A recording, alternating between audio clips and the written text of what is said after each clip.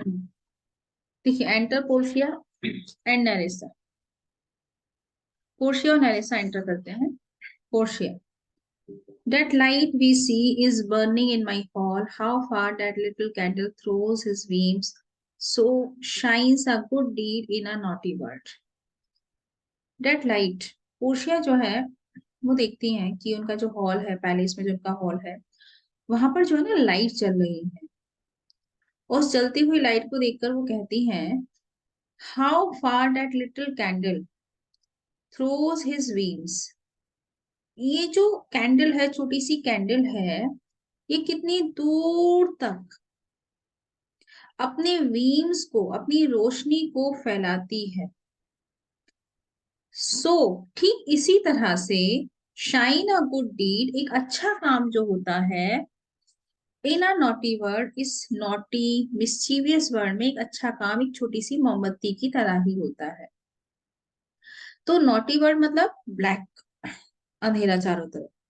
और उस अंधेरे में अगर एक छोटी सी मोमबत्ती जला दी जाए, तो वो छोटी मोमबत्ती क्या करती है, उस अंधेरे को चीर कर रोशनी कर देती है। तो इस संसार में एक अच्छा काम एक छोटी सी मोमबत्ती की तरह ही है। ठीक है, ये उन्होंने एक अपना एक व्यू दिया। नैरिसा, when the moon shone we did not see the candle। तो नैरिसा ने कहा, जब मून आ जाता है स्काई में, तो हमको कैंडल नहीं दिखाई देती, हम कैंडल को नहीं देख पाते। करेक्ट है। जब मून आ जाएगा तो आप कैंडल को कैसे देख पाओगे, क्योंकि मून की रोशनी इतनी देर से जाएगी। तो पोर्शिया उस चीज पर भी अपनी बात कहती हैं, so doth the greater glory dim the less. ठीक वैसे ही जो ग्रेटर ग्लोरी होती है, वो लेस ग्लोरी को क्या करती है, डिम कर देती है। जो ग्रेटर ग्लोरी, हम्म जो ग्रेट अचीवमेंट होते हैं, उन ग्रेट अचीवमेंट के सामने छोटे छोटे अचीवमेंट गायब से हो जाते हैं, उनकी वैल्यू नहीं रहती। सेम वैसे ही a substitute shines brightly as a king. अगर कोई सब्स्टिट्यूट है, तो वो एक किंग की तरह शाइन करता है, एक किंग की तरह। उसके सारे अधिकार होते हैं, रॉयल्टी होती है, मैजेस्टी होती है। कब तक, until a king be by, जब तक कि एक किंग, बाय मतलब नियर, नजदीक नहीं आ जाता।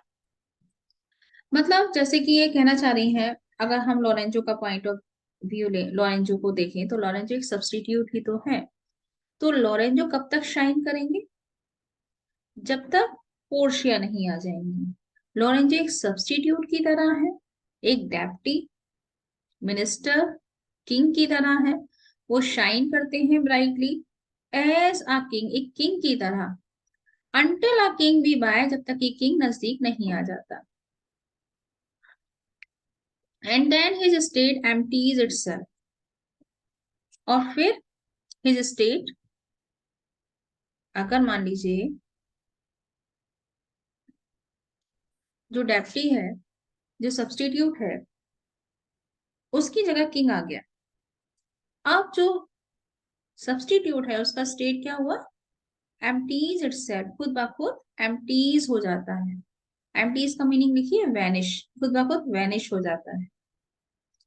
As doth an inland brook, जैसे कि कोई इनलैंड ब्रूक, इनलैंड लैंड में बहने वाली नदी, into the main of water, जैसे ही वो समुद्र में जाती है, तो इनलैंड ब्रूक का, लैंड पर बहने वाली जो ब्रूक होती है, उसका जो वाटर है, वो मेन वाटर में जाकर खत्म हो जाता है। सीधी सी बात ये है कि जो छोटी चीज होती है, बड़ी चीज के आते ही उस छोटी चीज का अस्तित्व खत्म हो जाता है। तो अगर आप कह रही हैं इस हॉल में कैंडल जल रही है और कैंडल से चारों तरफ रोशनी हो रही है, एक छोटी सी चीज बहुत रोशनी फैला रही है, तो इस छोटी सी चीज को भी पूरी तरीके से खत्म कर देने के लिए एक बड़ी चीज आ जाएगी, तो पूरी तरह खत्म हो जाएगी। जैसे कि एक सब्स्टिट्यूट जो है वो brightly as a king work करता है, सारे अधिकार यूज करता है, लेकिन जैसे ही रियल किंग आ जाता है, तो सब्स्टिट्यूट की जो पोजीशन होती है वो वाइनिस हो जाती है। जैसे कि एक छोटी सी नदी जो लैंड पर बह रही है, उसका बहुत वैल्यू है, लेकिन वो नदी जैसे ही मेन ऑफ वाटर्स में, ओशन में जाकर मिलती है, उस छोटी सी नदी का कोई भी वैल्यू नहीं रहता, कोई इंपॉर्टेंस नहीं रहता। पोर्शिया कहती है म्यूजिक, सुनो Nerissa music, hark listen, music की साउंड आ रही है, listen. Nerissa it is your music madam of the house, ये आपके घर का म्यूजिक है। Portia nothing is good I see without respect, कोई भी चीज अच्छी नहीं होती, I see I think, without respect. Without respect का मीनिंग लिखिए, without any suitable circumstance, without any suitable circumstance. Hmm, अगर आप सुटेबल सर्कमस्टांस में कोई चीज देखते हैं तो उसकी वैल्यू है, वरना उसकी कोई वैल्यू नहीं है। मीनिंग समझे इस बात का?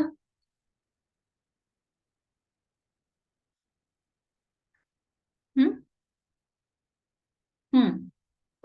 मान लीजिए आपके स्कूल में भी एनुअल फंक्शन हो रहा है ना? हम्म। हाँ मैम। ओके। हाँ मैम। कितने दुख से कह रहे हैं बेचारे, बेटा दुखी।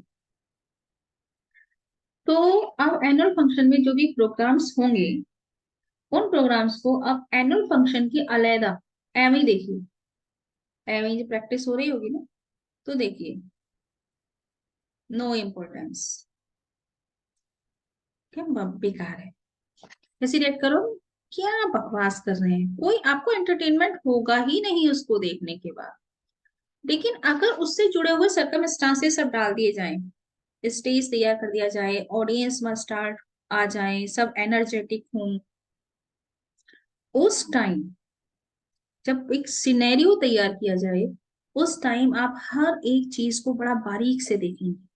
देखो कितना अच्छा किया फलाने ने, देखो कितना बढ़िया किया, देखो वो कितना अच्छा लग रहा था। तब आप हर चीज को बहुत ही ध्यान से देखेंगे। तो nothing is good without circumstance, without suitable circumstance, मतलब everything wants a suitable circumstance. मान लीजिए कहीं पार्टी हो रही है और आप घर के कपड़े पहन के चले गए, अजीब लगोगे ना। और कहीं पर किसी की मैयत है और आप लहंगा पहन के चले गए, सर्कमस्टांस के अकॉर्डिंग ही चीजें अच्छी लगती हैं। लहंगा है, सूट है, बहुत अच्छा लगेगा, लेकिन सर्कमस्टांसेस चाहिए कहाँ पहनने हैं, ठीक है। Methinks it sounds much sweeter than by day, Portia कह रही है जो म्यूजिक है ये बहुत स्वीटर साउंड कर रहा है, देन बाई डे, शायद दिन में इतना स्वीटर साउंड नहीं करता, दिन में शायद इतनी स्वीट नहीं लगती है म्यूजिक, इस टाइम बहुत ही स्वीट लग रहा है music. Nerissa silence bestows that virtue on it madam, Nerissa कहती हैं silence bestows, silence gives that virtue on it, it किसके लिए आ रहा मैम म्यूजिक। है? म्यूजिक। अब साइलेंस, क्या मीनिंग हुआ साइलेंस, क्या है?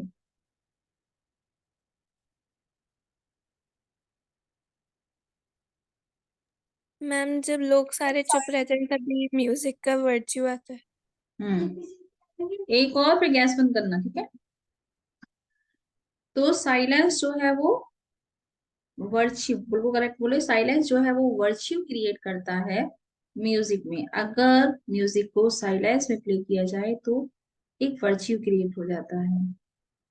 बहुत दिन हुए ऐसा कुछ सुनने को नहीं मिला है अब तक, जैसे ना कभी कोई मूवी बहुत अच्छी आई या कोई म्यूजिक या कोई प्रोग्राम, तो बहुत सुकून मिलता है। तो ऐसा भी था कभी, फिलहाल तो बहुत शोर शराबा रहता है, इतना कुछ मिला नहीं है। तो नैरिसा कह रही है साइलेंस जो है वो म्यूजिक में वर्च्यू क्रिएट करता है। अब पोर्शे की लाइन जरा ध्यान से देख लेना, इसलिए रिकॉर्ड भी हो रहा है। The crow doth sing as sweetly as the lark, lark जानते हो आप लोग, स्काई लार्क, क्रो जानते हो? Ma'am singing bird. हाँ सिंगिंग वर्ड, और क्रो सिंगिंग वर्ड है या नहीं? मैम नहीं।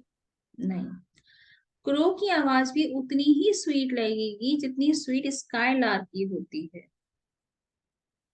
When neither is attended, जब आप दोनों में से किसी की आवाज ना सुन रहे हो, या फिर जब दोनों में से किसी के प्रति अटेंशन आप फोकस ही ना कर पा रहे हैं। एग्जाम्पल दो मैं आपको। जहाँ मान लीजिए आप सब लोग मेरे सामने बैठे हुए हैं, अब तो मान ही लीजिए। तो मैंने एक क्वेश्चन पुट अप किया, एक बच्चे ने आंसर दिया बहुत ही बिंदास, एक ने आंसर दिया बहुत ही डल वे में, और बहुत शोर हो रहा है, 30-35 बच्चे बैठे हुए, बहुत शोर हो रहा है। मैंने दोनों में से किसी के भी आंसर पर मैं फोकस नहीं कर पाई। नीदर इज अटेंडेड, मैं किसी को भी अच्छे से अटेंड नहीं कर पाई। तो both answers I will say good good, बढ़िया, ठीक है। या फिर मैं कॉपियां चेक कर रही हूँ, बहुत शोर हो रहा है, तो सबका राइट लग जाएगा, अच्छे पे भी और बुरे पे भी। क्योंकि वो प्रेशराइज काम होता है ना, उस टाइम ही सुनना है, उस टाइम ही चेक करना है। तो जब आप दोनों में से किसी को अटेंड नहीं कर रहे हैं, तब आप क्वालिटी बता ही नहीं सकते किसकी अच्छी है किसकी बुरी है। तो आप कहेंगे हाँ तेरा भी अच्छा था, तेरा भी अच्छा था। जैसे स्कूल में जाओ ना, तो क्या बोलते हैं क्लास टीचर, हाँ आपका बच्चा ही बढ़िया, तुम्हारा ही बढ़िया, इसका ही बढ़िया। Particular individual point of view नहीं होता कि आपके बच्चे में ये खास बात है और ये बुरी बात है। अगर इस टाइप का पॉइंट ऑफ व्यू नहीं मिल रहा है, इसका मतलब वो किसी पर भी ध्यान नहीं दे रहे हैं, क्लास में किसी बच्चे पर उनका ध्यान नहीं है। और अगर पर्टिकुलर वो कह रहे हैं इंडिकेट करके, ये तो बहुत शैतान है, इसको संभालो, और ये तो बहुत शाय है, इसको संभालो, समझ गए ना, तो वो अटेंड कर रहे हैं हर बच्चे को। तो क्रो और लार्क दोनों ही उतना ही स्वीट गाते हैं अगर आप दोनों में से किसी को अटेंड नहीं कर रहे हैं। आई थिंक, मुझे लगता है, जो नाइट्रिंगेल होती है, रात को गाती है nightingale, if she should sing by day, अगर वो दिन में गाए, व्हेन एवरी गूज, गूज क्या होता है?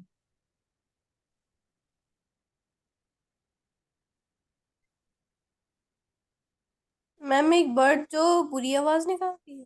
हम्म, ये जो बत्तख टाइप के होते हैं ना, वाइट वाइट कलर के, गूस खाया जाता है, पता है? तो जो छोटे छोटे बत्तख टाइप के होते हैं उनको गूस बोलते हैं, कर कर कर आवाज करते हैं, ठीक है। तो नाइटिंगेल को अगर दिन में सुना जाए, जब हर गूस कैकलिंग कर रहा हो, जब हर गूस आवाज निकाल रहा हो, would be thought no better a musician than the year.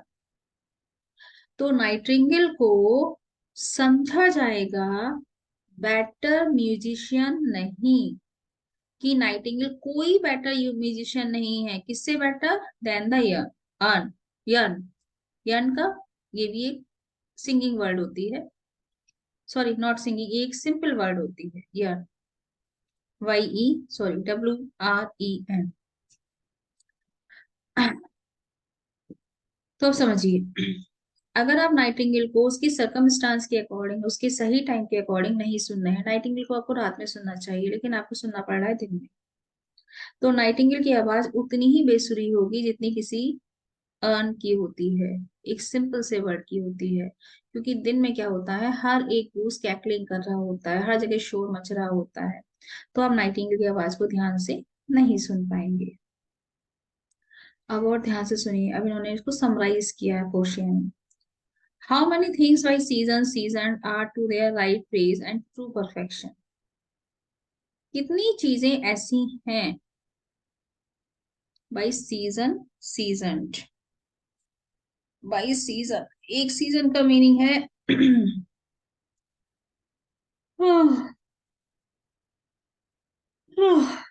जहां पर सीजन आ रहा है ना, उसका मीनिंग तो मेजर्ड है, MEASURED, मेजर्ड।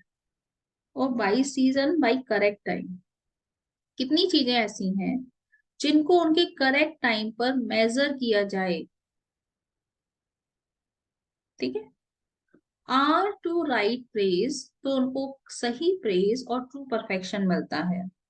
तो कितनी चीजें ऐसी हैं जिनको अगर उनके राइट टाइम पर सीजन किया जाए, राइट कंडीशन में, पहले सीजन का मीनिंग या तो राइट टाइम लिख लो या राइट कंडीशन लिख लो। अगर उनको उनके राइट कंडीशन या राइट टाइम पर सीजन किया जाए, मेजर्ड किया जाए, तो उनको सही प्रेस और सही परफेक्शन मिलता है। बताओ मुझे कितनी चीजें ऐसी हैं, अगर उन्हें राइट टाइम पर मेजर्ड किया जाए तो उनको सही प्रेस और सही परफेक्शन मिलता है। बताओ कितनी चीजें हैं। हम्म।